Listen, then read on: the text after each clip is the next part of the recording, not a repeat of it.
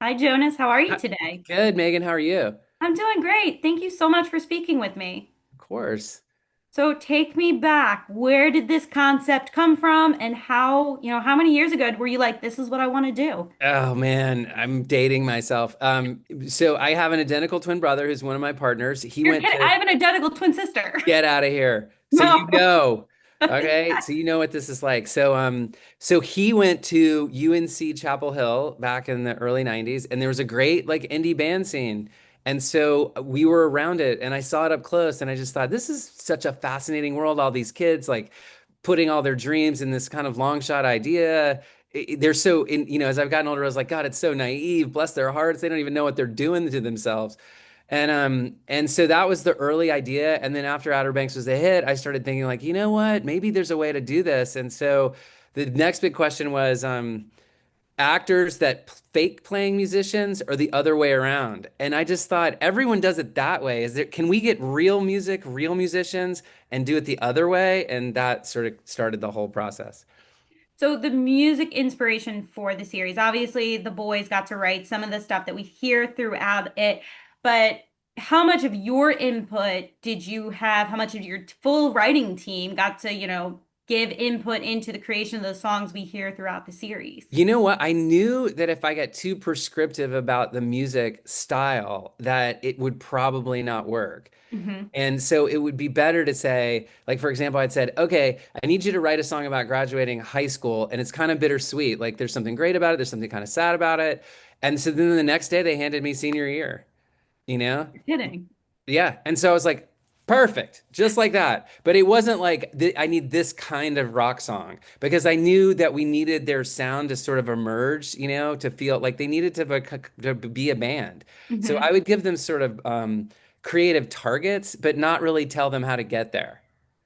Now, when you guys were actually writing the story, as you were writing it, were you like, this is where we need a song, or was it just kind of as it came and Both. flowed? It would go Okay. back and forth. Like sometimes there would be like, okay, we need a song to sort of hit this plot point. But then other times they would write a song and I'd be like, oh, it's a great song. Like Beautiful Stranger, which is the song in episode 3, was Hmm. just a song they wrote. And I was like, okay, I'm gonna write a story to get to that song. Oh, wow. So it would go back and forth. That's awesome. So That awesome. takes, for especially the first go of a season, that takes a lot of trust between not only your actors and you, but you and the actors being like, okay, I'm just gonna let you tr do this and hope it works. Yeah, and I think like I feel like that would be the only way that it would work. Like if it wasn't this really deep level of trust, like I'm not trying to control you like a creative puppet. I want you to be a band. Like if the band isn't actually good, none of this is going to work. So I have to let you be a band and find it, and I'll just say, "Hey, hit this," and then we will just go back and forth. And then it didn't happen fast, so we had time to build that trust. So it just sort of worked out. And how did you guys land on Wilmington as being the place you wanted to film this? Because that's where I live and I love it there and it's amazing and it's often shot for other places. And I just thought like, you know what? Can we do Wilmington for Wilmington? I think it's also, at least for me, like I grew up like One Tree Hill, all of that Yeah. stuff. So like Wilmington speaks to me on those levels. And so when I found out this show was here, I was like, oh my God, I'm being brought back in time. Like Yeah. all of my favorite shows, like as a teenager in college, were filmed here. Exactly. I live in one of the houses that was in One Tree Hill. And when I first moved there, people would drive by and be taking pictures of my house with like Oklahoma plates. And I was like, what is going on? Like, what is happening? And then I realized that it was a location in One Tree Hill.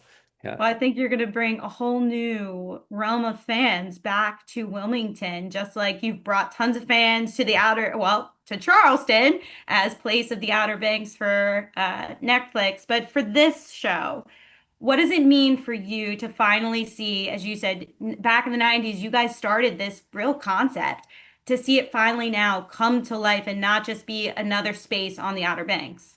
It's so much fun. I mean, it's so fun because like when you get to go to a show, and even though I think intellectually you hear that the band's real, until you see them, you don't realize how good they are. And it's so much fun to just to go to a show and have people be like, "Oh my God, that they kill it." So hopefully you'll get a chance to see them too, and then you'll really feel what I'm talking about. Were you able to go to a live show and did you stand in the audience be like, this is gonna work, this is Oh gonna work? yeah, all the time. 100%. They have a tour that starts here in September, like all regional, sort of in the Southeast. And it's Hmm. great. It's a great laboratory because in season two, if we get so lucky, it's about a regional tour in the South. So I get to kind of spy on it and think about ideas for the season and write scripts and then talk to them like, okay, I need a song about this. And they can already Hmm. start working on those and socialize them in the shows and kind of Yeah, hone them and, get them better. So it's fun. It's just like this giant musical film laboratory that's going back yeah. and forth. And how, all of these challenges, I've been able to see the first couple of episodes of the season and all of the challenges these kids face that are not only obviously within the band, but, individually, you've got some great additional casting and just overall, the storytelling is fantastic. Oh, you're so sweet. Thank you. Keep going. I think it gets better as it goes. Yeah, that's what the boys said who I just spoke to. Yeah. They're like, just wait Yeah, till it the really end. does. It's like they find themselves, we find ourselves. It's like a lot of things. Like, you get stronger as you go. Yeah. And so speaking of the additional casting, you have a very familial connection to one of the stars. Yep. So what was that like, having her in the Intense. show? Yeah. Intense. Like it's kind of a crazy story. We never let Lila audition professionally when she was a kid. We were like, you can be in the school play. And then Hmm. when she was a senior in high school, she said, please, please, can I audition? So we let her do an audition and she booked it. It was in this show, The Summer I Turned Pretty. So I was like, well, that's karma. And so then she did this little Mel Gibson movie, and then she booked a little horror movie, and she just started working like no Hmm. help, no nepo, no nothing. Yeah. And then when we went to go do the pilot, we did the pilot on spec. So we have total control. We don't have to go through the network. We don't have to go through the studio. I just thought, you know what? I feel like she's earned it. And so we did it on that first day. She was tight. I was tight because I'm like, everyone's gonna think you're a Nepo baby. You got to be great. She's thinking everybody thinks I'm a Nepo baby. I got to be great. So we were kind of grinding. And then we went home that night and we're like, this is just make believe. Like, Hmm. we need to not take this so seriously and just have a good time. And we did, and that was it. We never looked back. Fantastic. So my final question for you, why should fans tune in for this new show?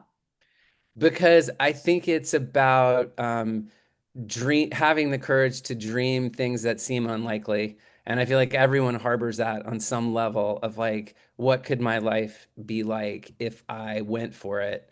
And that's what the story is ultimately about. Well, you guys succeed. So thank you so much for speaking with me. I am super excited for everyone to see the new series. Oh, thank you so much, Megan. I appreciate it.